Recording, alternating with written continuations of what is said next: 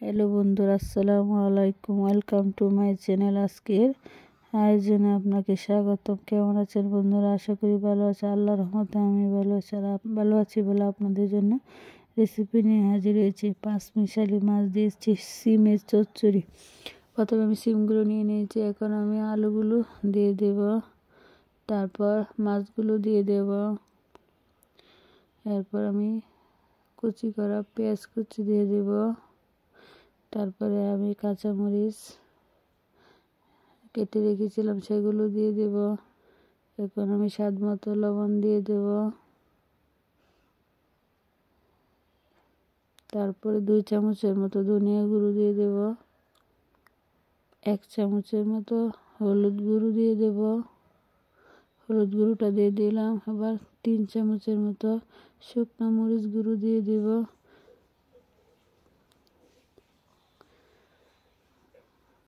এবার আমি পরিমাণ মতো সয়াবিন তেল দিয়ে দেব। তারপরে আমি সবগুলো সবজি মশলা একসাথে মিক্স করে নিব। দেখেন আমি আস্তে আস্তে করে পাতিলটা নাড়াচাড়া করতেছি।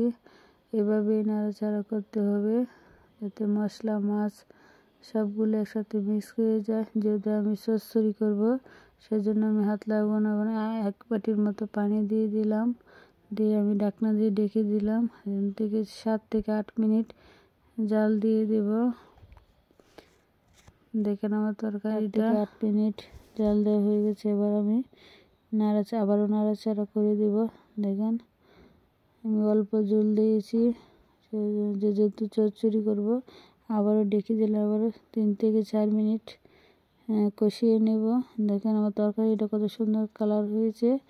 আবারও নেড়ে ছেড়ে দিব।